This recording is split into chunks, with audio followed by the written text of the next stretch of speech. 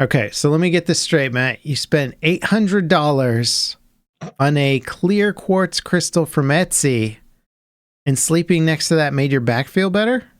Mm-hmm. Yeah. It was actually the constant radiation that flowed from it. Yeah. And it cured healing radiation, right? Healing radiation. There's actually there's people that sell that stuff on, I don't know if they're doing it on purpose maliciously. I just looked it up, Matt. I literally looked it up before we started the podcast, and I'm looking at a website right now that's says the science behind crystals. Nice. Which, I mean, just in that statement alone, you're like, okay, yeah. Sure. And then it goes over clear quartz is considered a master healer and believed to support the entire energetic system. Wow. How is your energetic system, by the way, Matt? Poor, apparently, because I don't have one of those. Yeah, you need to buy biggest clear quartz you can find. I found one on Etsy for $819. I mean, that's not that bad. I mean, if your entire system is now healed, you're good, right? That's true. If it could heal everything, I mean, yeah, $800 ain't too bad if it cures all ailments. There's this one YouTuber who went around and he was buying certain like healing items that you'd find on these websites, right? And one of them was literally full of radiation. So you put that sucker next to your bed on your pillow, and it's just irradiating you all night. Well, he probably felt different. He's like, I feel different. I don't know if it's a good different or a bad different. I have this little Quado guy growing out of my tummy now, but other than that... it's wild what people will try selling you online. Yeah, I don't know how the whole the healing crystal thing began. That would be an interesting to look into, but I'm sure they're pretty... It's probably adjacent to astrology, right? You know, the moon has got to be in a proper alignment, and then you got to point your crystal at the moon, and then you get all that moon energy, baby, coming into your bedroom. It reminds me. Nice. Yes, exactly. You got it. You've nailed it. Well, I'm glad the crystals have been working for your back, man. That's good to hear. You know, we all felt bad for you last week. We saw you going through the pain. Fingers crossed the crystal work. You might want to get like an amethyst as well. I've been reading that those can help too. Yeah. Or maybe some ibuprofen. Yeah. Maybe if you want to put toxins into your body. Yeah. As opposed to the pure healing energy of crystals. Welcome to the Level With Me podcast, everybody. Thank you for dropping by. This is a mostly gaming podcast with a little bit of life, love, loss discussion on the side. It's been an interesting week. If you guys want to support us, you can join our Patreon. For a small fee, you can come and join our live streams, which we've got a couple of people in the chat here. And after the podcast, we have a nice little sit-down discussion with the people in chat. We talk about the way we really feel about the world and interesting topics, you know, things off topic, things on topic, things that maybe we don't want to say on YouTube, you know. If you want to have that conversation, come join us on Patreon. We appreciate y'all. And it's been a tumultuous week. I like that word, tumultuous. That's wow. You got quite the lexicon on you. I've learned a few things in my nearly 40 years on this planet. Yeah, I'm impressed. Thank you. Embracer Group. You hear about them? Yes, I have. Yep. Yeah. So basically, one of the biggest game publishers in the world. They own like so many board games as well. It's not just video games. They're huge. They own like 200 IPs in video games, like 300 IPs in board games. It's crazy. Wow. And I think a bunch of other stuff. They just split into 3 companies. So we've sort of gotten hints that this was coming. I think they sold off Gearbox recently or something along those lines. Some IPs were being bought, and they were clearly trying to get their balance sheet back into the green. And so they've been making deals left, right, and center. A huge deal fell through, and I think that's what sort of forced them into this weird split. So it's now like a board game company and a video game company and something else. I forget how they divvied up everything. They're still massive company. Even as a 3-way split, the companies could still rival any publisher in the industry. It's pretty wild. But this is one of the bigger shakeups within. It's pretty insane that they just went around and started buying all these gaming companies, and then we're like, "Whoa, something went wrong," and now you guys are all getting no funding, and you're gonna have to shut down. It's like, wow, that was short-sighted and didn't last even like a year. It feels like. Well, I mean, they've been around for a long time, but yeah, the crazy buy-up phase. The recent buy phase where they're picking up all sorts of, like Insurgency was one of them. They basically screwed up from the COVID bubble. They were like, woohoo! And they went crazy, and a bit too crazy, because not only have they been firing off teams of people in droves from all their companies, but now they're just like, whoops, we screwed that one up big time, and we have to like turn into 3 companies now. For anyone who's not familiar with Embracer Group, they own basically the distributing rights to all Lord of the Rings games. I think, I don't know if it's permanently, but maybe. They have Tomb Raider, Saints Row, Dead Island, the Metro series, Homeworld, Borderlands, Deus Ex, Duke Nukem. Like, that's just the tip of the iceberg. They own tons of stuff. So at first I was like, Deuce's X? It's like, whoa. Deuce's X. I don't remember that game. I was like, Deus, is that what is it? It's Latin, right? Or is it Russian? I don't know what it is, man. But yeah, a lot. So them breaking up, it'll be interesting to see what happens, because for a long time we've been seeing the big companies just gobble up all the little companies, and the big companies become bigger and bigger and bigger, and then they have these mega Ubisoft, Microsoft, Electronic Arts corporations that can just kind of dictate the gaming world to a degree. I mean, not completely, but watching Embracer Group split up like this makes me wonder if maybe there's more of that in the future for some of these other big companies. I don't want the gaming industry to become volatile where it feels like it needs to do that. But at the same time, I don't think having all of our games under giant umbrellas of certain conglomerates is probably the best thing for consumers in the long run. Yeah, no, monopolies are not great, and it's not good. I mean, I don't know. Look at what Call of Duty's doing. Have you seen their latest dinosaur DLC? Oh my, I literally just saw the link for it that you posted, and it is beautiful. It's pretty cool, huh? At first I thought, I was like, is this like a Call of Duty video? No, it's just a skin. You basically run around as a raptor. COD beat Battlefield to dinosaurs, man. But they did it in a way nobody was expecting. They let you play the dinosaur, but it's just a person. It looks. I mean, somebody spent a lot of time on that. It's skin. A person with a dino head, is what it is. Yeah, I think you have dino hands too, or something. Okay, well, yeah. Have you seen their the crazy, what are they, the legendary skin things that they're doing for the guns? Have you seen that? No, I haven't really been paying super close attention to COD. Man, they're getting really insane with their skins. Like, this Velociraptor skin is pretty crazy, but their weapon skins, I forgot what they're called, the like Elite Legacy Edition skins. I don't know what they are. Mythical, legendary, awesome skin. Yeah, exactly. You inspect them, and there's like a little battle happening on the gun. There's like little people fighting on the gun. That's neat. This is. I mean, I know it all came from. Go on. There's a COD game on the gun. You're like watching COD World War II on your gun while you're playing Warzone. It's CODception, man. It's getting crazy. Cool. Yeah, it's legitimately cool. I think it all stemmed from the success, a crazy success of Valorant's skin game. They have some incredible skins. I am not caught up on Valorant skins. Well, I am not either anymore, but I'm assuming you've seen the dragon one, right? Maybe.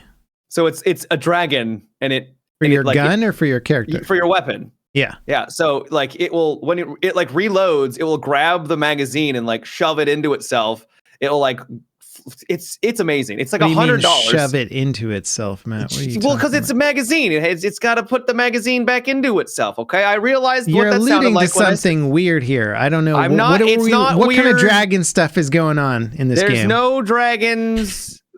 weirdness here. Just go with it. Level cap, okay. But it was like $100 when it came out, I think. Yeah. Very, very expensive. But if you are playing Valorant all the time and like that's your game, and you're like, I just want some really cool skins, you could, buy that and only have that. And it's legit. It's an incredible skin. They took the dragon lore thing from Counter-Strike and they took it to the next level. They really did, yeah. I see your dragon lore and I give you dragon inserting magazine into something skin. Yep. Yeah. It's cool. All right. I'll look up the dragon, the Valorant dragon skin, man. Are they trying to create a gray market for that so you can sell your skins? I don't think so. I hope not. God, I hope not. Yeah. Well, I mean, they don't have to try and create a gray market. They just have to create a system in which you can trade skins to other people via a code, and then they'll be like, we didn't create a gray market. We just thought we're allowing you to transfer skins via a code thing that you can also... They make from that is unbelievable. Yeah, I know some people that made so much money promoting that stuff, and I was just like, man, if only I could just throw my morals out the window for a second. It's just sitting right there, Matt. Right there, just for the taking. Bags of gold coins. not even US currency, just gold. Just gold. Hey man, that's the people invest in gold now. Do you own any gold? No. I know you're an investor. I thought you would have invested in gold. I don't believe I've got any investments in gold. No. Okay. Unless I just accidentally one day just, drunkenly, because me, invested in gold. Just come home with bars of gold. Check out what I bought. That actually would not be a bad investment. You know how expensive a bar of gold is? I mean, yeah, it's a lot. Yeah, it's an actually, I don't know what, like an ingot, whatever, those things that they stack up at the... the ingots. Uh-huh. Yeah, those are probably like $1 million or something. Like 2.5 million, something stupid. I don't know actually how much it is, but it's a lot of money. It is a lot, yeah. No, gold's a solid investment from what I hear. I have not bought any gold, though. But I have seen what you've been playing this week, and I think we've been playing some of the same games, Matt. Dude, this week's been fun. Yeah. I've enjoyed all the games. Would you like to talk about Gray Zone Warfare level? I would, man. It's the highlight of the week, let's be honest. It's pretty darn cool. It is neat. Yeah. Your words, not mine. It's a Tarkov killer from what you said, and no, that's not what I said. I'm just kidding. We've been joking about that, but it's the new extraction shooter. It's set on a jungle island. I think it's based on, I forgot what part of the world it's based on, but apparently Southeast Asia, I think. Yeah, and people from there are saying that it looks incredibly authentic and super realistic. They're doing it in Unreal Engine 5. The graphics are on par with the best looking games you've seen, but it's also a multiplayer milsim shooter. It's just doing a lot of firsts for that genre, and it looks incredible. They built their own foliage system. Everything's green. Everything blends into the jungle. I shudder to think how hardcore this game's going to get when PvP gets real, because you can just sit in a bush. There's no time limit. You just sit in a bush, snipe somebody crossing a rice field. So I have to ask, did you actually encounter any PvP at all when you played? We did, but we had to go hunting for it. Like, it took a while. So if you've never played the game, which should be 99.9999% of people listening, because I think it was an influencer only play test. You had to get invited for it. Yeah, limited keys that they sent out, but there's no vehicles in it, and it's like a 48 by 48 kilometer map or something. It's humongous, huge, massive. Makes some PUBG maps look small, and you go out on foot. And you can have a helicopter deliver you to an LZ, but the only LZs they give you at the start of the game are right next to your main city area that's closest to your base's location. And if you want to get further than that, you just got to hoof it. And sometimes it's 5 kilometers, 8 kilometers away. You'll be spending like 10 plus minutes to get to your next destination on foot. But you will be finding LZs along the way. Landing zones for helicopters. And once you discover an LZ, you can use that as sort of I'd call it a fast travel to get back to base, but it's not really fast. It's like World of Warcraft when you get on those griffins and you ride around the world. It could take a good 3 to 4 minutes to get back to base on these things, it's cool. It adds a sense of scale, and so it adds this extra element of like, hey, we're gonna head out far on this mission, so pack some gear. You're going to need some food and water to stay alive for a while. And this is not going to be just like a go out there, hang out for a bit, come back. It's like, get ready to go on a mission with your friends. And it feels like that. It's cool. It felt like Lord of the Rings, but in a milsim situation, if that makes any sense. Yeah, no, it does. My first experience with PvP, my very first experience was I was just going to my starter village. So there's 3 different bases. You got 3 factions, and it forms a triangle. And so I was going to my safe base. So it kind of the way that the game is designed is that the early quest have you just go into your beginning village, and it's a lot of easy enemies to fight.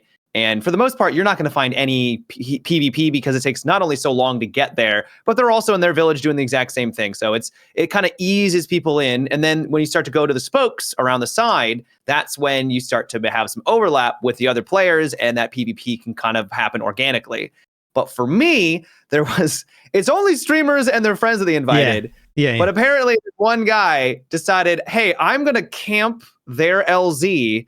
And so this actually goes to a problem I have with the game. Oh my God. Is the helicopters will drop you off. You'll be stuck in an animation. You cannot shoot your weapon while you're on the helicopter, or even a couple of seconds while you're like standing there. And he just shot me in the chest, and my character just ceased to exist. And I was like, oh, that's a problem. So that's a really big problem. Oh my God. From before even playing this game, maybe you and I were both invited to some sort of like little dev stream thing. They've been streaming some behind the scenes stuff to let people know how the game's going to work and play. They described the LZ system in which you land on an LZ location with your helicopter.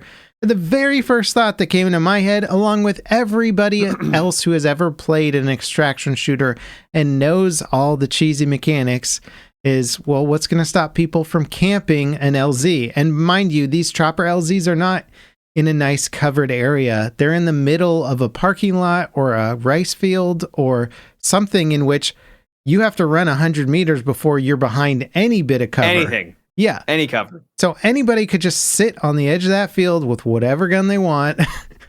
And it's going to take you 30 seconds to locate them by the time you're dead long before. Oh, there's no way you're coming out of that at all. So I was just sort of wondering, like, what is the plan for that? I thought that they were going to set it up so that maybe you could select an LZ within a certain area in the chopper. As long as it was clear, the chopper could set down. And when you came to call a chopper, maybe you would throw a smoke grenade somewhere, and as long as it was a big enough region, the chopper I like that idea of being able to call it within a certain area, so that you can kind of dictate. So that way they can't literally just sit there and wait. Like there's videos of people literally at the LZ walking around, and then they like drops the person off, and they're standing right in front of them, looking in the eyes, and just shooting them. Like and there's nothing they can do. Like you literally cannot retaliate. It is super weird that the most obvious exploit does not seem to have any sort of thought about how to counter it. Well, so the one concerning thing is apparently a streamer asked the developers, like, hey, you should probably try to maybe do something about this. And their response to that was, you can just run there instead. Like, I don't think that's a solution to because like we were just talking about, this map is humongous. Yeah. And the idea of having to spend 15 minutes or more to get to some of these points of interest, especially after you got just taken out, that's miserable. That's not a solution to the problem. That's literally just a cop-out. Also, if you're like, I'm going to go kill the guys camping in LZ. Well, if you look around in LZ, it's just jungle. They're going to kill you before you kill them. Because if they're sitting in a bush, you will not see them. Waiting. You're just not going to see them. There's an entire cornfield, rice paddies, whatever's going on. They could be in any area of it. I was playing and this dude kind of jokingly backed into a field of corn, like Field of Dreams style, and just disappeared. I literally ran after him and couldn't find him. I was like, oh, he's gone forever. I'll never find this guy. And it's super cool that you can do that because they're really going for that visually authentic approach.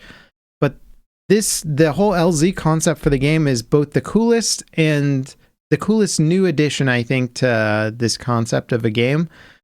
But also they didn't think of how it was going to be exploited, which is just like, I mean, this is the stuff I would think about when you're writing down the idea for the game the very first time. You're like, what if we had helicopters land people? And then the other guy goes, what if somebody camps the LZs? Now you have the discussion about how to solve the problem. It won't be a problem. Well, because this is a large dev team. It's like 80-something people. It's very good-looking, impressive tech that should impress a lot of people. I hope they have a really good solution to this because to me, this game was supposed to be the fix to extraction camping that Tarkov has, right? It's this cool concept, and it's like, no, it's just going to create the exact same situation. Legitimately, if they release it in early access to everyone and they haven't done something about it, I think people are going to be incredibly frustrated by it because this is like content creators where, for the most part, I feel like most of them are pretty cordial because you've got, they're like, comrades and coworkers, and so I feel like most are not going to try to do that, camping in LZ, but I feel like the general public, when everyone's around, it's going to become a problem. And most of us weren't playing in full servers, so true. Yeah, most general of it, public it was like 8 plus 8v8 when it's 16v16v16. So, and think about how easy it would be to grab loot too, because I mean, somebody's just coming in with all their best gear, and you're just like, bam, bam, bam, dead. Cool, I get all that loot. Oh, you know what? Hey, we're on an LZ. I'll just take that back to my base now. Easy peasy. It's a huge oversight, but I do want to say, like, as much as we're bagging on the things that are not good about the game, it is incredibly impressive in most other regards. Well, because I transitioned from, so I was going to an LZ and I got dropped off, and then I ran around a little bit, and then I heard shots. I was like, whoa, hey, it's me, I'm friendly. And then I checked my map, and it was like, that's not a friendly, that's an enemy nearby. So I think he wasn't necessarily trying to camp. I think took him out, and then 30 seconds later, another helicopter drops. I'm like, oh, thank goodness we have reinforcements. It's another enemy. So another enemy gets dropped off. So I think what he thought was I was his buddy about to land, and that's why he didn't take the shot and immediately dropped me as soon as I got, entered the LZ. The friend versus foe identification is terrible in the game because everybody looks the same, pretty much. So I had this great engagement where I'm now dueling this other guy that lands, and it's cool because he tried to hide in a bush, and I knew he was in the bush because the bush does like the Macarena when you're inside of it. It jiggles all over the place, and so I was able to loop around, get into a nice spot, and I just waited. I was like, I'm not moving because I didn't have a grenade to like flush him out or anything. And then as soon as he tried to creep away, I saw the bush move and just blasted him, and it was very, very satisfying. So my PvP experience was very positive, other than the guy camping. And I don't think those guys were camping either, but other than that, it was fun. There's what I like so much about how they're kind of elevating the visual triggers and little things that happen in the game that make it feel more immersive are the bush. It's funny to talk about bush physics, but when you see it in the game, you're like, a bullet passing through a bush will also shake it. So if you're having a firefight, you can trace the lines of bullets or where they're coming from based on the foliage moving, which is freaking cool. It's wild. There's nice little ways now to give away your position visually. The shadow rendering at distance is incredible. So a big problem with games that are heavy on foliage is that foliage casts a lot of shadows. Shadows are very expensive in video games. The way developers get around this is they call the shadow rendering at distance. So you lose that shadow detail at distance, and sometimes they can fake it with other methods at distance, but it's usually not as good. So if you're crawling through grass and bushes in PUBG a kilometer away. PUBG early days, that reminds me. I'm in a field, they can't see me, blam! They just see you on a polygon out there, like, who's this guy in a green triangle? This game it looks almost identical. It looks incredible. So you could be camping in a bush at a kilometer away and somebody could look right at you and maybe not see you, which is cool and terrifying. It's great for the people who really want that more authentic experience and to look at their environment in the shadows and employ real world tactics like staying in the shadows, not silhouetting yourself against certain backgrounds or backdrops to yourself. That all applies in this game, and it's so cool. Yeah. It's really neat. All the graphics are incredible. The foundation for the game, I think, is on the right track. I think they've got a solid, at least a pretty solid base. There's some rickety parts here and there, but they can resolve that. From the sounds of it, they've got there's going to be 70% more game coming. So they've got a lot in store. I'm just hoping a couple of things. It doesn't get bogged down over 10 years of development, and they can actually, have this come out at a reasonable pace, and they can solve the problems that are already very obvious in the game quickly. What did you think about loot capacity in the game? There's nothing to really loot. Loot game is probably one of the weaker parts, and that's what I'm assuming is going to be something that they'll kind of flesh out more, because there's you can pick up, anything, which is cool, but you can fit 2 things in your inventory before you're at capacity. And if you're carrying all the medical supplies that you would need to survive a bad firefight, it's taking them half. Yeah, or more. It's crazy. Mm-hmm. And then you have to do weird crap to make space. I'm only going to carry 3 magazines, and the rest will be loose ammo that I have to manually load because that will take up less inventory space. There's all this weird jank, and then you find a cool gun. You're like, well, I got to sacrifice something. I kept throwing good weapons on the ground because I was like, well, I want to try this. Oh, I can't take any of this stuff back. It just felt like they were... Part of the game is just going for this hyper realistic approach, which is you can't carry 4 assault rifles. I mean, you could carry 4 assault rifles on your back, but it would suck. And so they're just limiting you and saying you can't do any of that. So you go out on these massive expeditions and you can pick up 3 things, which feels like a major oversight to probably one of the more rewarding gameplay loops, which is going way out and getting cool stuff, right? I think that's going to be one of the things they're going to really add on to, because you're right.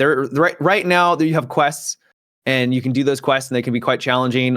There's harder enemies, like the beginning village. You start off with your tier 1, which they miss all the time. They have horrible weapons, and then you go to tier 2, tier 3, and they get progressively harder for the enemies. And those spots are fun, but also there's nothing really there to get. So there's no real incentive to do those things other than just for the sake of doing it, which is fun in its own right.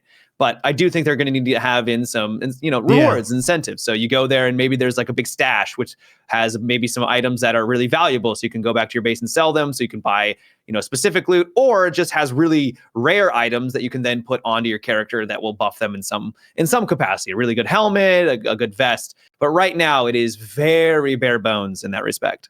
Yeah. Yeah. I'm very curious about, did you go into the mystery zone in the center yet? No, I hear you just die. That's what I heard. Well, I heard a very vague message from a dev, which was oh, you can try it, but you're going to die. And I was Tomographic said that you go there and you just die of radiation.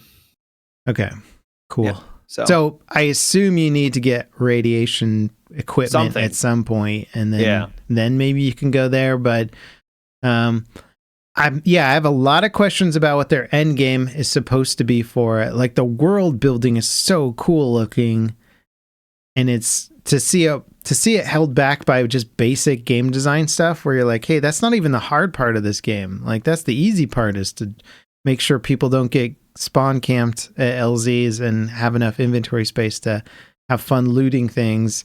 They've solved the hard problems. They haven't solved the easy problems. It's kind of backwards, which is interesting. So I have faith, because apparently this has been developed in a year, and if this is a year's, that's what 1 year. That's what I heard from someone. Yeah, which is surprising if that's actually true.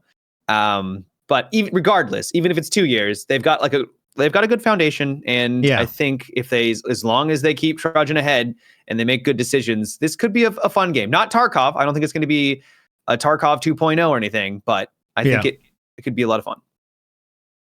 Yeah, I'm looking forward to whatever updates they do on it. I did have a lot of fun. Also, their voice comms sound great. I don't know if you're testing that out. They also have a pretty unique mechanic where you can only talk for so long, and so if you just keep spamming voice comms, it will just cut you. It will just cut you off. Yeah, I think that's great for randoms, especially annoying randoms. But yeah, for anyone who's like in a maid party, you'll just hop on Discord and problem solve. More games need to adopt what BattleBit did, where if there is someone talking and you want to, you just hit F1 and just mutes them. Yeah, the hotkey mute was fantastic in BattleBit because they're just like, oh, that guy's annoying. He's muted instantly. I don't have to open a menu. I don't have to click on something. So just ingenious. Yeah. Leave it to like a 3-man dev team to innovate first-person shooters. You know? Yeah. Especially for a game that has 256 people, like trying to go through like the list of everyone to try to see who was the person who was talking and then like mute the manual. No way. Yeah, what they did was really smart. Yeah. I'm excited to see where Gray Zone Warfare goes. I think it's going to need some more maps too. As big as the map is, it's mostly rice fields and walking through nothing. Well, I think that would be solved with more points of interest. I don't think they necessarily need a new map, just more points of interests. Yeah, especially if they get the middle area in, and then that's like true end game, and then that's where like everyone goes for PvP or whatever. Yeah. I think it'll work out. I think one map for now is fine. Yeah, maybe so. Yeah, the level of variety so far, it's fun, it's cool, but you can see I've only played it for 4 or 5 hours, and I can already see I'm like, okay, so that's mostly what you do. Like we've kind of seen the extent of most combat, really. It does feel a little weird too, having I like that you're forced to walk in the game. I do like it, but it does feel weird that there's vehicles everywhere. And you're just like, cars, and I guess we'll huff it, guys. It's only 8 kilometers and there's like a bicycle right next to you. Yeah. Just like, I could ride that. I don't know how they'd be able to implement that without making it feel really weird though. Yeah, I think they kind of need to, I would almost just appreciate some sort of visual update where the cars look, they don't have wheels on, or they're run down or broken or something. That way I'm not just like, how about we just take all of these perfectly good cars to our destination? That would make sense. Yeah. We're running exhausted with 60 pounds of gear on our back. But, it does look cool. I think people should, I'll hype it up. I think it's worthy of some attention and people getting excited over, because I'd say keep your eye on it. Some stuff. Yeah. Yeah. I don't know if you should buy it at the beginning, mainly because of the helicopter stuff. But yeah. No, I mean, give it a minute and see where they go with it. What do you think about the optic rendering in it? Terrible. Yeah. Okay, good. There was a comment in my video on it saying like, I think the optic rendering is like the best I've ever seen. And I'm just like, have you ever looked down the sights of a gun IRL? Like, this is terrible. It's just miserable. It's tiny, and like, especially, and this also gets to another thing is so I know your frame rate was good, right? Yeah. My frame rate wasn't fantastic. Apparently, if you have a 90, you have the 40 series card. I had the frame gen on. Right. I didn't. And my friend who has a 2070, he was getting 30 FPS, 37 FPS, like absolutely miserable, like unplayable FPS kind of experience. Yeah. So it seems like the game is going to run really well if you have a nice graphics card. If it's going to be using that new tech and it does it well. But if I have a 3080 Ti and I wasn't getting the best frame rate. It was playable and it was fine. But one thing I noticed is that as soon as I had like a higher optic and it was double rendering, it was like, forget about it. For like 45 FPS, like this isn't working very well. They need a bunch of optimization with it. And because the visuals in the game are so kind of fuzzy at range, you like ADS with a red dot and you're like, is this aiming down sights? I can't see anything, Yeah. You're kind of forced into the ACOG realm of at least a 4X type scope, and then the scope lowers your frame rate, and it's this tiny little circle about that big on your screen. It's like, it's tiny. It's miniature. You look at any other modern FPS and they're like just so much closer to what you would expect, and also closer to reality for a game that's taking so many things so realistically. I don't know why the optics looks like such garbage. It's not realism. So I don't know what it is, but hopefully they can get that dialed in and looking and performing a lot better, because that's my other pet peeve with it. Hopefully. Yeah. Mm-hmm. Very, very good foundation, as you said. All they got to do is fix about 10 fairly glaring points, and then they'll have a solid game. It's doable. It's and then still, add the 70% that they plan on adding. That too. And then add all that cool new content, baby. Woo. Yeah. You know, it's so funny how excited people get about content that doesn't exist yet. You know, I feel like that's one of the best hype factors for any game. Speaking of which, potential. Star Citizen, baby. Woo, are you excited about all that amazing? You have a problem. I don't. I haven't played Star Citizen since. Well, I played it in their latest. No, it's not. It's not the fact that you're playing it. It's the fact that you're all in on the hype. You're all in that potential. No, which is fine. I'm gonna trash talk them today. I'm gonna. Oh, okay, all right. I mean, kind of trash talk them. They remember all those cool features I was talking about coming in patch 3.23. Mm-hmm. Gonna be the biggest patch the game's ever seen. XYZ. Yep. They just cut a bunch of features from it, which I'm not surprised. I saw coming. You saw coming. Everybody saw coming. They weren't testing persistent hangars or any of their new cargo missions or cargo elevators or the item banks and all that stuff. And it just sort of seemed like if you're not testing it now and you're trying to get this patch out in like a month, I don't think it's going to happen, guys. And sure enough, they said that, it's not going to be in 3.23, or it might be in like a version of 3.23.x, whatever. So a bunch of features are getting cut from it. They've already announced the dates for their next CitizenCon event, the massive Star Citizen fan con thing. I know you haven't missed a single one yet. No, I've already got my tickets. Yeah, well, then you would know that you're going to be part of one of the biggest CitizenCon fan events ever. They've exceeded the ticket sales for last year already, and the event's not till like, I don't know, September or something. Like it's not for a while. So if you think the hype is dying down for Star Citizen, no, it's just growing, man. Well, considering how hyped the last one was. Yeah. And they did say they're hyping this one, man. I had a couple devs reach out to me and they're like, you should come to this one. You should come to this one. Yeah. Well, they might announce like the release date for the single player. An announcement of an announcement, baby. Yeah. Yep. I mean, the thing is I had a really good time covering CitizenCon last year with Salty Mike. We just live streamed it and it's the best way to cover it. Yeah, it was the better way to cover it. We didn't miss anything. People there missed stuff, and I'm like, that's how I would prefer to cover it. And then not have to fly to a country. And get sick. I feel like everyone gets sick after one of those conventions.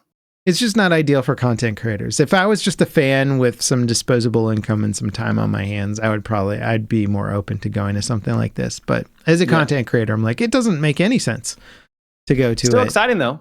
Yeah. No, I'm pumped. I still think this year's going to be quite exciting. And that next patch that's coming out is a big one, man. Vulkan, DLSS, server, crash recovery, it's replication layer, switching stuff. It's getting cool. There's animals that can eat you now, Matt.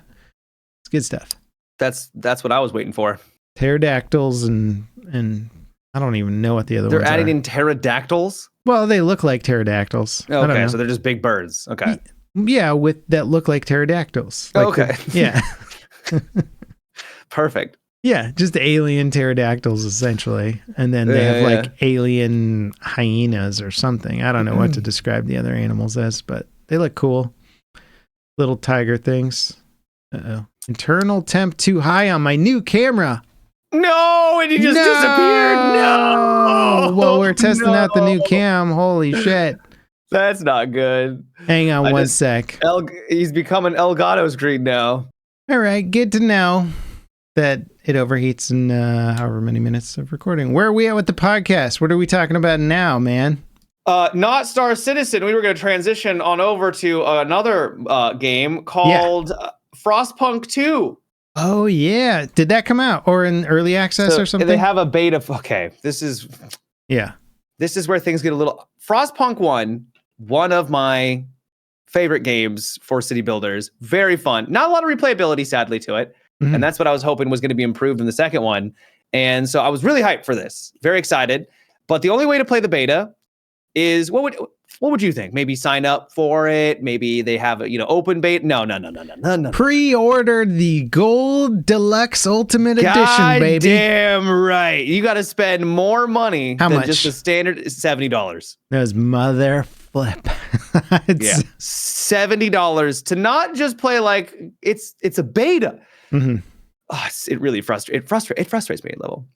So I played that, and there are some really cool elements to it. It is less of a city builder this time and more of a political faction management, where you are still building a city, but there's going to be different factions that pop up. Yeah. Like your Ice Bloods and your Machinists and things like that. And they all want different things. And you want to make sure that they aren't getting upset too much, because if they do, they'll rebel, or they'll go on strike. And so then that factory that you really need that's producing food for your people no longer does so. And now you're screwed because these people are on strike. So you need to kind of balance that. They've also got a cool law system where you have to enact laws, which will have different strengths and weaknesses. And you have to use your influence to try and get different factions to actually vote on it. So there's a lot of really cool ideas with it. But my biggest issue is that it doesn't feel like the original game. The original game, which was much more city building, right? Yeah. And it really felt like you were a part of this city and you were really just trying to survive the elements. This game is years after that one. Yeah. You've all kind of established your city, and they're kind of used to living in this environment now. It's awful. That's less fun. Yeah. Well, so there's still a cold mechanic where people could die because of the cold. So it's still a present thing. But the first game is literally about just trying to make it. And this game is your heat, politics and stuff it's all about managing your heat and trying to insulate homes and prepare for there's a big stretch where there's nothing's going to grow, everyone's going to die. And that's the end game, right? Yeah. And in this beta, it wasn't the story mode. And they said that there's going to be a lot more coming when the game comes out. But I really didn't feel like I was actually building a city. You do make some decisions, but one thing that was really frustrating is almost all of your resources are finite and you just run out of them. I built a farm, which is just it's not an actual farm a conventional. It's inside. They're all greenhouses because they have to be. But you run out of fertile soil. And so you just run out of food. That's it. And, so it's a finite resource city build. I could see them making fun mechanics around that, but it's very non-typical for a city builder where you need to continuously generate stuff. So you do send out scouts to go and find resources that they can then set up a base out there. Set up a base. There's not so far I don't see you building a second base that you're managing. It's just more like a UI thing. We're all right, make a railroad, draw the line, and then start shipping coal up, right? Yeah. It's okay, that's a way to get more stuff, but I want a city builder. I don't want all my food to just be gone. And what's annoying is that there's decisions that you make. So for example, when you build a farm, if you put a certain amount of houses around it, those houses get a heat benefit because they share their warmth, right? So I'm oh, that's kind of cool. You have to really plan ahead. I like that kind of stuff. That's fun. I like that too. But as soon as the farm, to my understanding, ran out of fuel or ran out of soil, all those benefits completely gone. So I was so now I just have a worthless husk of a farm here that doesn't provide. I was trying to plan ahead and make sure everything was getting those benefits, and now all those benefits are gone. It's that doesn't feel good at all. That feels actually terrible. So I'm not really sure how I feel about Frostpunk. I'm still excited. I want to play it because the first game everybody loved the first game. It was generally universally praised as a fantastic, innovative city builder. And for a sequel for a city builder. Like, people aren't expecting city builders to reinvent the wheel. They usually just want a little bit more of the same with, a cherry on top for the sequel, right?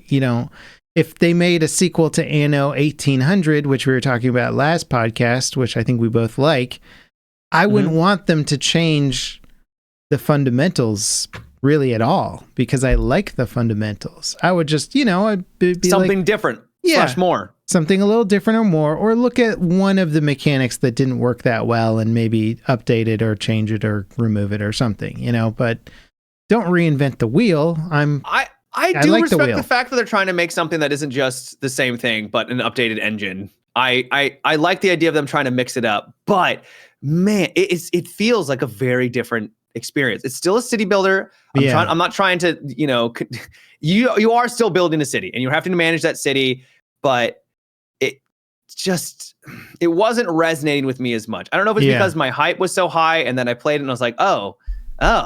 I personally don't like games that are politic heavy when it comes to managing nations and that kind of thing. Like, it can be fun at times when it's integrated with also controlling an army or building a castle or whatever type game you're playing. But when there's too much of an emphasis on the politics side of things, I feel like I'm just kind of pressing check boxes, and like, I hope I picked the right one. It did feel like it was more UI focused, which I know is strange to say, because essentially all city builders are essentially just trying to, use your UI to make your city, but it was very UI focused. And that was a problem that I had as well. My chat always gives me a hard time for complaining about UI and UX, but you could contract out Matt as a UI UX mainly because I'm just an idiot advisor. And I can't figure out UIs.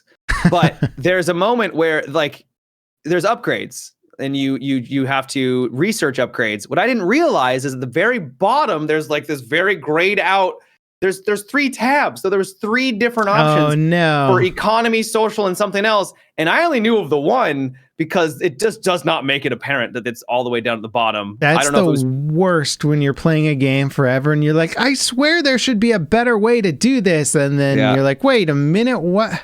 This little gray thing down here was a button the whole time? Yeah, that drives me crazy. I mean, so I feel like if you didn't see it, I'm going to call it. Other people had the same problem. I went onto the subreddit, and the subreddit is also pretty mixed.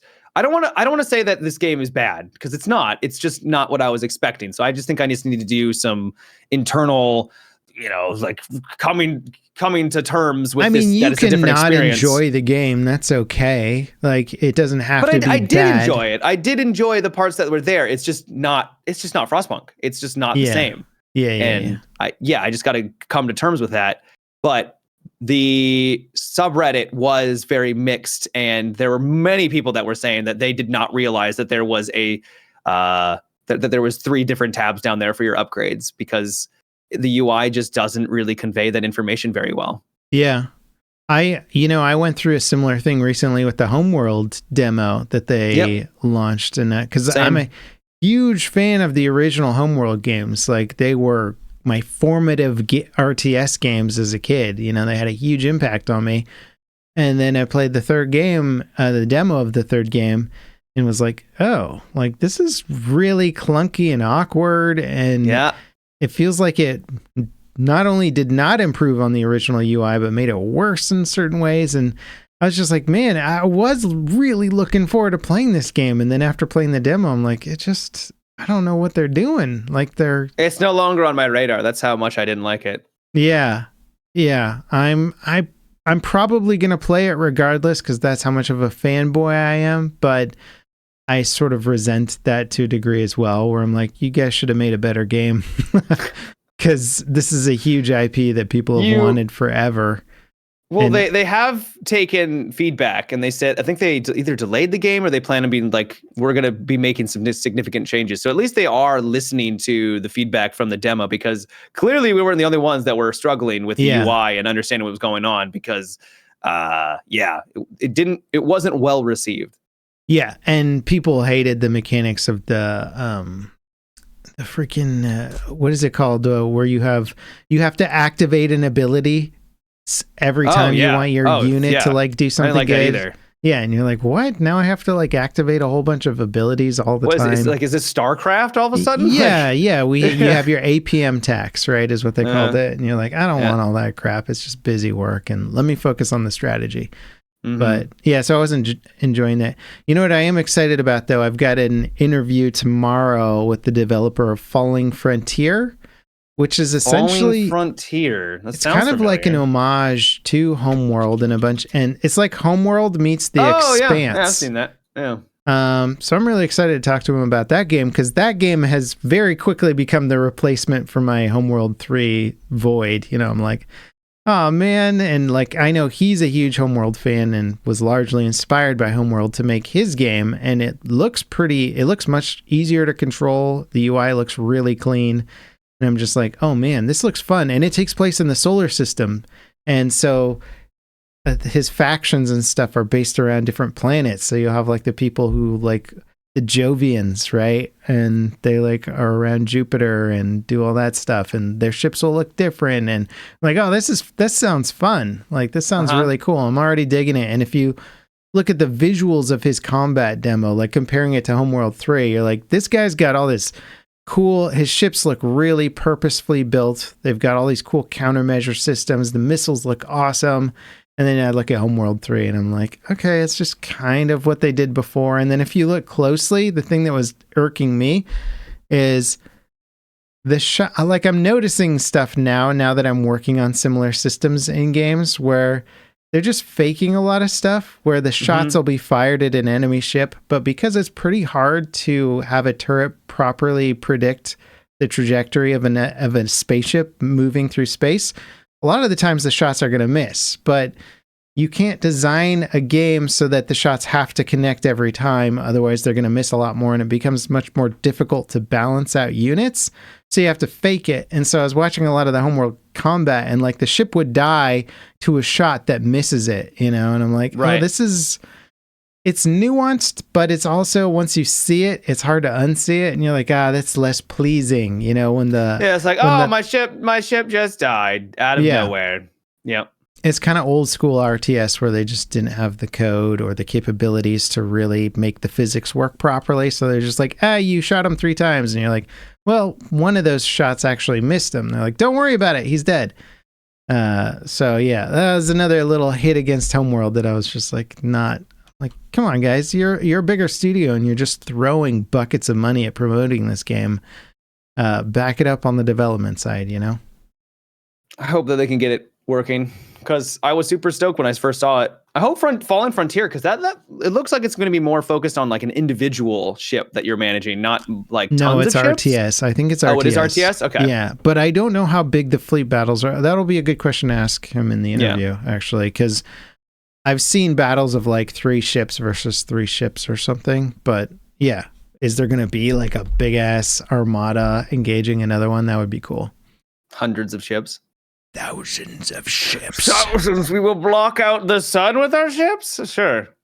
A star? I mean, if you're fighting around the sun, I suppose it could be the sun. Yeah. That'd be a lot of ships. Yeah. I got a little flack in one of my dev logs for saying "We Made the Sun" is like the title of the video because we made a star in it. Yeah. And they're like, it's not the sun. It's a star. It's a star. Like, shut your mouth. You know what I'm trying to say. The language has done its job. Yeah, I know.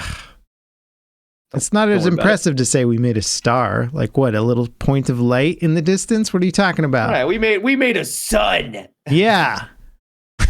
Giant ball of gas. Have you heard anything from No Rest for the Wicked? Have I heard anything from them? Do you know anything about it? I've seen the gameplay. It looks really cool. Yeah, it's dope. Have you played it? Okay, yes. So is it out already? So it is out as an early access. Okay. Yeah. And it is a weird blend of, they're trying to like redefine the genre for ARPGs. So like Diablo and Path of Exile, where it's a lot more like Dark Souls, like top-down Dark Souls, where everything's got like a lot of weight. You're not going to be spamming abilities. You have to dodge. So it's essentially like Dark Souls mechanic from a top down where you're dodging and you're timing your attacks. But you also get ARPG loot from time to time where you'll get like a really cool sword that has different different attacks and animations. It will have different stats on it. You can go like a lightning build. I haven't really dived that deep where I'm now getting into like builds yet. But man, the animation quality and just the visceralness of it. Yeah. And the visuals is incredible. Yeah. They really did a good trailers. If you guys are wondering, just check out a trailer for what's it called again? It's called No Rest for the Wicked. No Rest for the Wicked. It is gorgeous. Like that's what caught my attention, was just it looks just fun to like run around in the game. Like not like the fighting looks really cool, but just absorbing the atmosphere just looks incredible. It's made by the same people who made Ori and the Blind Forest. Okay. So they've got a good track record. And what I was not expecting is there's a story with like actual cutscenes in it. Like good cutscenes with like wow. So they threw some money into this game. Yeah, there's money behind it. It's not just the gameplay. It's more indie than maybe some others, but it's got some backing to it. And the characters are interesting so far. I'm very impressed. One critique I do have with it is, did you ever play Divinity Original Sin at all? No, not UI. No. Same guys that made Baldur's Gate. Okay, well, back in DS2, Divinity Original Sin 2, there, especially in Act 2, you'd have to run around to all the different areas trying to figure out what is around your level. It's an open world section, but you need to go to places that are your level. Because you got to level up against mobs that are your level. Right. If they're one level above you, like good luck trying to, especially on harder difficulties, you're going to get dunked on. The problem I have with this game is I couldn't find areas that were my level. Either it was quote unquote safe, which is below your level, or dangerous, which is above your level. So I just was in this like weird limbo where I was in an area where it was clearly not for me. Yeah. Trying to like, level up, and all the gear I was getting was level like 11. Well, I was level like 8 or 7. So I couldn't even use the stuff. It seems like you missed a zone or something. Yeah, but I couldn't find the zone that I missed. So either I'm just really unobservant, but I found 2 zones that were dangerous. I don't know where the moderate or, where. So that was a bit of a knock that I had. I was able to actually go through the dangerous section and beat the boss. And it was long and arduous because I wasn't doing a lot of damage, but I was able to get it done. So that was really fun. Yeah, but it's less enjoyable when you're like, I shouldn't be here yet. And I didn't want to do this early, but I don't know what else to do. So I'm just going to muscle my way through this and just suffer. Pretty much. It's fun. I was watching someone else. They had like a really cool build where they were just like flinging weapons around and taking out bosses way faster than I was.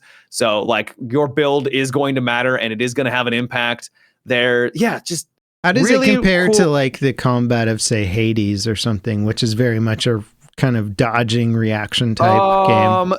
Way weightier. So Hades is fantastic too, but Hades I feel like is more arcadey in the sense that you are dodging and everything, but that's a good question.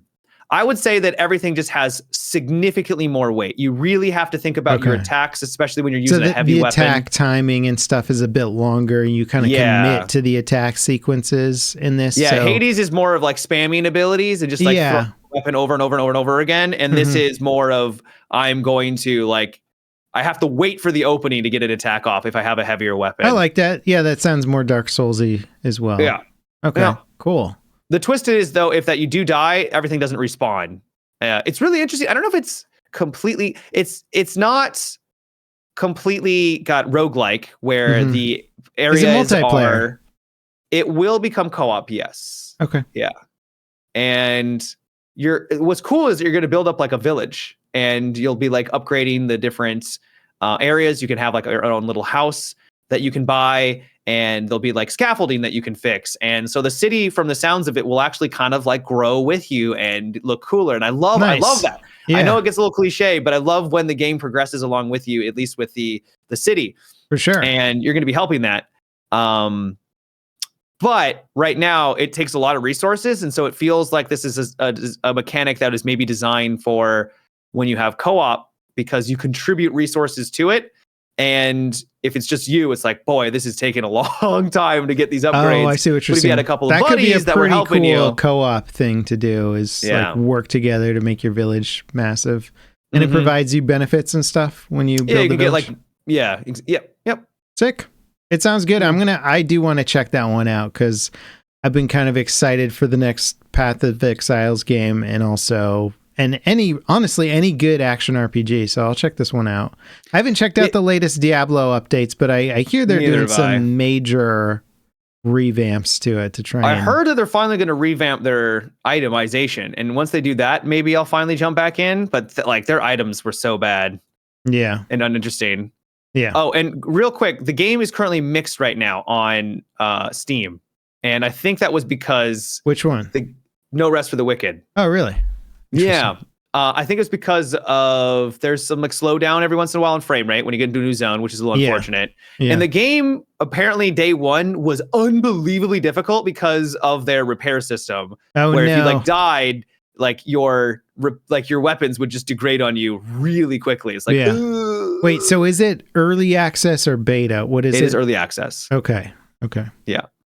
I don't think it deserves the mixed. I think it's way better than mixed. Yeah. But, if people are struggling and they're not having fun, then that's completely valid. But action early RPG on, it's tough. As early access sounds very tough because action RPGs are so dependent on everything being very well balanced and tweaked. Otherwise, the whole game feels off. So, I could see that being a tough way to do it, but it sucks that early access has become almost the staple for a lot of studios now. There really is too much value in it because you almost get a double promotion. You get the, hey, our game's going into early access, and then 1.0. 1.0 update for the game. It's out of early access, and then you kind of get a pass as a developer for things not working quite as well during early access because you're like, well, it's early access, guys. We're going to fix that. Don't worry. Yeah. And so it's sort of this... It makes a lot of sense for devs, plus that you get the sales money right away, especially if you're running out of funds to build your game and you're like, our concept is great, but we need the money to finish the concept. Let's launch it into early access. I know no devs want to launch a game that way, but the industry's almost forced them to in many regards, I feel.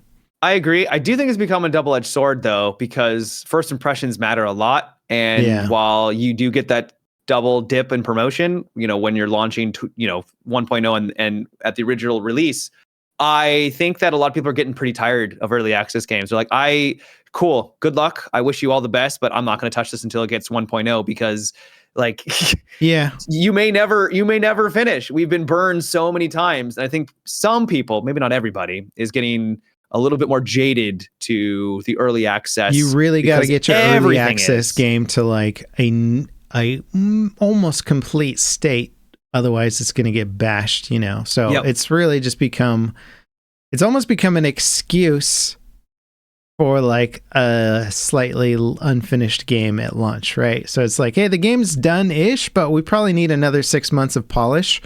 Why don't we just launch it into early access? And now we have an excuse for why there's bugs and little things that don't quite work. Yep. Yeah. Agreed. But I'm glad that you're enjoying it. I do want to check it out as a good sales pitch, and I'll for sure take a look at it. I'm a huge action RPG fan. There's just something. I mean, Hades became one of my favorite games. Hades 2, is that still coming out this year? I think it's supposed to come out soon. They just had it might still be going on, but there is a like closed beta going on, and then there'll be early access. I'm assuming pretty closely after this. Yeah. I was watching Hades 1 speed runs. I never watch speed runs, but there's a dude doing them, and I was just like mesmerized by his skill. It was fun. I can only imagine how crazy they are. Yeah, it's nuts. Well, they have to get the right drops too, so so some RNG to it. Yeah, I mean, I think you can do it with a bunch, but he's sort of like, if you got the perfect drop combo and then had a perfect flawless run, you could, get the world record or something in Hades speedrun. But yeah, Hades is fun to watch. I really enjoyed that as a roguelike. And it was a great game. Yeah. I mean, it made me like roguelikes to a degree because I wasn't super on board with the whole concept. And then I played Hades and was like, okay, I get it. These are fun. I like it. Mm-hmm. It's solid. It's solid. Solid. Solid. I'm still working my way through Red Rising. Okay. I like it. It's kind of a little Hunger Games, but yes, that's the one thing I'm always a little hesitant because like it is a little Hunger Gamesy, towards the middle. Yeah. But that's because it's just it works though. I'm enjoying that part of the book a lot. It's like it's also not as kind of teen. It's not as teen oriented with the Hunger Gamesy part. Right. You're not like, oh, I like this girl and I hope she notices me type crap. You know, it's like life or death, like politics and just like horror, basically. It's like the Hunger Games, but if everyone was like really smart and brutal and they were trying to survive, and people could and will die. I guess people died in Hunger Games as well, but it kind of has a YA feel to it. Yeah, Hunger Games was like the last person alive. Right, exactly. Yeah. This is not that, but there's some elements. Yeah, but you know how it has that YA young adult kind of sheen to it in the Hunger Games, where it's like people are dying, but it's in a more sterilized environment. And then in this one, there's certain deaths and people doing certain things. You're like, that's not good. Yeah, it gets brutal. I'm liking it because the future that they're building is very dystopian. You're finding on many different levels. Like it's interesting because it's sort of copying some of the ideas from Brave New World and the idea of these rigidly class-based societies, but and you assume that the lowest class are the worst, but there's some pretty crazy crap that happens in the higher up classes too. They're not just like, all right, cool, life is just paradise. No, golds are psychopaths. Like they're nuts. Yeah. And the political sphere of it all too is just like to the nth degree. It's very well written. I'm enjoying it, and hopefully I'll finish it soon. The first book I think sets. Because it is kind of Hunger Gamesy, and I know some people get turned off by that, but the next books after that, I just finished off Lightbringer, which is the most recent book. I just finished it like 2 days ago. Yeah, okay. It's goddamn, it's freaking incredible. I absolutely loved the last 3 books, which are 10 years after the original trilogy. There's gonna be one more. It's called Red God. Yeah. Which is just the coolest goddamn Red God. He's not holding back, man. He's just like, he's not. Yeah. Well, I'm excited about it because it's sort of the book's very much, at least the first book is giving you the idea that it's going to evolve into interstellar, not interstellar, but interstellar within our solar system. Is that what that means? I forget. Interplanetary? I don't know. Yeah. Whatever it's called. Like solar system level, fleet command level, spaceship, planetary combat. And I'm like, yes. So it is in the Hunger Games part right now, but they're painting the picture of where it's going to, and I'm excited. I mean, the second to last book is literally combat on a global scale and what that would look like and how many people, like, we're talking unbelievable amounts of just chaos.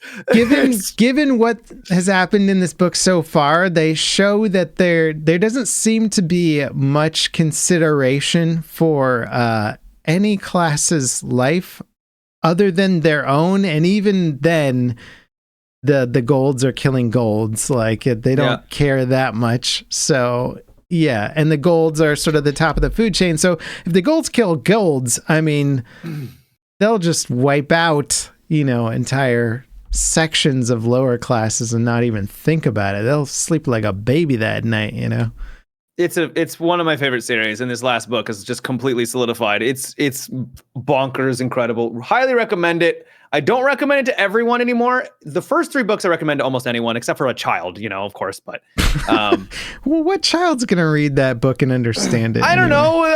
Whatever.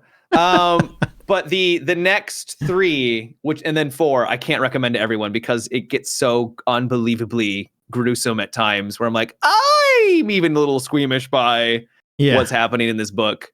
Yeah. But I'm excited. I'm excited to see what that is, Matt. Well, you'll find out. Oh man, I started Dune 2. Oh, Dune I haven't Part seen 2. it yet. Okay. I won't give away any spoilers. I only didn't finish it because it was a late night and my wife was getting tired. And I was like, all right, we'll pause and we'll finish the second half later. But let me just say this. I'm only halfway through it. The first movie we've talked about a little bit here. And I said I liked it, but I wasn't overly impressed. I thought it just kind of lacked a little bit of personality to it. And honestly, not too much happened in the first movie. Not a lot happens. It's a lot of setup. A lot of setup. Second movie, halfway through, I'm in love, dude. It is. That's what everyone's been saying. Yeah, it's good, man. It's fun. It's just the whole. It hasn't slowed down at all. It's like fantastic pace. Everything's moving along. Every 10 minutes, something crazy happens where you're just like, "What? Oh my god, that was epic." It feels like the end of the original, like the Dune 1 Part 1. There's like that moment where they get to like the desert and it really slows down. And it's like, okay, this is going to be the launch pad for the next movie. And it sounds like it is the launch pad and they just take off. Yeah, it starts from a running pace, essentially. And, oh, man, they're just building it out so well. And I'm like, okay, I'm sorry, Denis Villeneuve, whatever your name is. Like... You're doing a really good job. I like all your other movies. It's good stuff, man. And the fact now that they've picked up for another movie after this, I think like, Dune Messiah was picked back up. Yeah. Yeah. So that's really exciting because I know Dune fans are huge into the next books too in the series because the story is apparently super deep and super interesting and like apparently it gets very weird too. Yes. Like I haven't read the later books, but I'm going to want to, but apparently the Bene Gesserit are like they sort of came to being to combat like basically the entire human race being enslaved by a machine race at some point thousands of years ago. It's part of why their tech is kind of low tech to a degree. You know what I mean? I think they don't. Yeah, it's a lot like Warhammer 40K where they don't have AI because there was a big AI like robot war. Yeah. Yeah, so I think it's similar to that, or rather, Warhammer would be similar. And that's to why Dune. they use Spice and they like have human computers where it's just a dude like calculating stuff. Yeah, that's why they have that. And the Bene Gesserits are like, you know, they're planning out humanity's future like 1,000 years in advance and like orchestrating all this crazy crap. And you're like, oh, that's super cool, super interesting, and the movie's addressing a few things that the book didn't as much, and I think it's. When you watch it, you'll get there, and I'd be curious to hear what you think about it. But there's sort of adding some. I think they're creating characters that seem a little bit more intelligent because sometimes the book, or you oversee some things in the book where it can seem like people are just mindless or dogmatic or whatever. Mm-hmm. And in the movie, they're sort of giving them a little bit more information, and it makes them seem more three-dimensional. Yeah, it makes them seem a little more intelligent. And I'm like, yeah, I actually like the changes that they're making. You know, like it's nice. Cool. Yeah, nice. Well, I'm down. I'm down with it. Dune 2. I will finish it. You can go watch it now, Matt. It's streaming now. Is it on a platform? Do you have to buy it? You can rent it. Okay, you can rent it. Yeah. I know you're a cheapo, but you should. I am a cheap, frugal man. It's true. Just spend some of that Twitch money, man. God.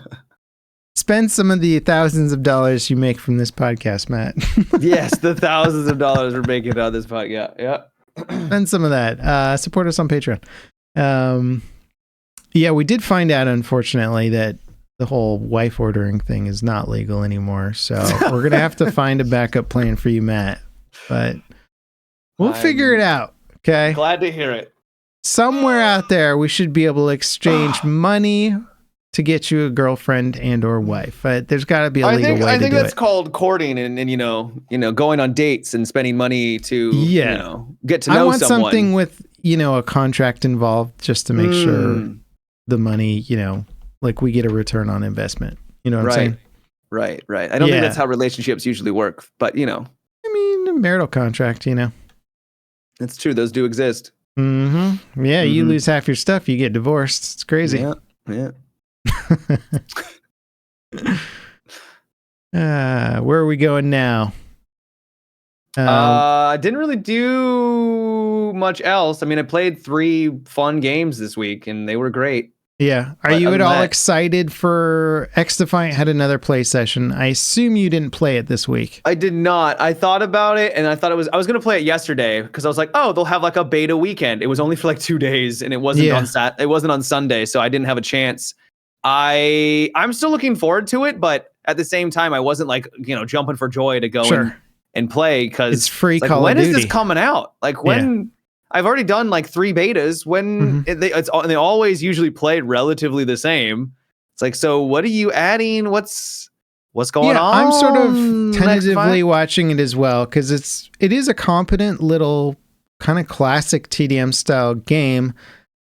It is a Ubisoft title. And it is free to play, which means the microtransactions are going to be shoved up your butt basically the whole time. And you're just going to be like, so I'm worried about that to a degree. Also, Ubisoft is taking forever on this. Kind of, right? Yep. It's taking a long time. And Ubisoft is a big company. And when they do a big project, that's hundreds of people. This is not costing a small amount of money. So now I'm worried that they're really going to try and over monetize XDefiant, where XDefiant probably should have been a smaller project to a degree. And I'm just kind of concerned about the amount of time it's taking to make it because it's just free COD essentially. And it's not a bad idea, but it might be a bad idea at the price point that Ubisoft is spending on it. So we'll have to wait and see what happens with it. I didn't play the latest one either. So I was going to see if you did to get any feedback on what's improved or worse. Okay. I was trying to Google here. When was it first announced? Because I feel like it's been in development for I guess only 2 years ago was the worldwide reveal trailer. But I feel like it's been in development way longer than that. Obviously, it would have, but yeah, it's been cooking for a minute. Yeah. It's interesting because it really is just COD TDM to a degree. And you're like, well, you're making a game that at this point is very old now. So you're coming out with a new and the only real angle is slight cosmetic engine choice changes, and then it's free. So we'll see if that formula is enough to make it interesting. I mean, Halo went free to play, and there's not that many people playing Halo. So yeah, we'll see. I hear people are liking what Microsoft has been doing lately, I hear, with Halo multiplayer, but it still hasn't picked back up in the way that you might expect a major IP. Yeah. But I do like that they continue to work on those projects. And I think Halo Forge is a really cool concept, and more games need it. It'd be cool if Battlefield had a Halo Forge type component. Oh, well, you could call it like, I don't know, call it Battlefield Portal or something. Yeah, like a portal to other genre areas of Battlefield. That'd be sick. It was a good idea. It really was. Just wasn't executed and wasn't that it had no follow through. Yeah, and you know what it's like? It reminds me of how anybody could see the LZ problems with Gray Zone Warfare coming a mile away, right? Before you ever played the game, you could be like, well, people are going to do this. And then the game comes out and people do that. The exact same thing was pointed out with Battlefield Portal, where like, people are just going to make servers to XP grind, and your rank's not going to matter anymore. And they're just going to use it to get all the highest level stuff in the game instantly. And the devs were like, oh, we'll have some sort of thing in place for that. And then the game comes out and people are XP grinding that day. They're like rank 100 or whatever the highest rank was. And you're just like, how does everybody else but the dev team see this coming? And I obviously don't want to speak for all the devs, because unfortunately in those types of structures, a lot of people on the lower rungs know exactly what's about to happen, and they're like sending emails up the chain, and the higher ups are like, there's going to be a problem, right? No, it'll be fine. It'll be okay. Yeah. But apparently they've completely restructured DICE, Rebecca Kutaz, I think is the new we'll see. Manager. So we'll see if the restructuring works for the next game. I hope so. In 2025, maybe? I think that's when the holiday 2025. No, we're definitely not. But there might be like some hypening or something, and also the whole multi-universe, whatever they're doing. Who knows? Maybe we'll get a chunk of something. Who knows? All right, you want to wrap up the pod there? Yeah, sounds good. All right, people, thank you so much for dropping by and hanging out. If you want to support the podcast further, check us out on Patreon. Otherwise, you can also subscribe to the podcast playlist, and you'll be notified. And subscribe to us on whatever podcast platform you might be listening on. We should be on all the main ones. And now Matt has got some... Oh, yeah, one of the other benefits is that you'll get to join us for a little discussion after the podcast live, which we record on Mondays if you become a Patreon member, which we'll be doing in just a second. And I'm excited to talk about, Formula One and your latest girlfriend stuff and all that cool stuff that we talk about post-podcast. But you've got some advice for our peoples? Yes, my words of wisdom this week is never be afraid to ask for assistance. It's good. Thank you. I got no quip on that one. That's good. It's decent. I can't poke any flaws. Good. I didn't realize this was you, that you actually look forward to trying to poke holes into my advice. Well, when it's bad advice, I want to make sure our people are, they're not steered the wrong way or can't interpret it wrong, I'm pretty sure I've never given bad advice. I don't know what you're trying to imply. Never ask for advice unless you're one of those golds competing for the Primark or whatever they're trying to get. Yes, of course. Then you probably want to, play the politics and make your enemies close, and all that kind of stuff. Yeah. All right, people. Thank you so much for joining us. We'll catch you next time. Peace out. Bye.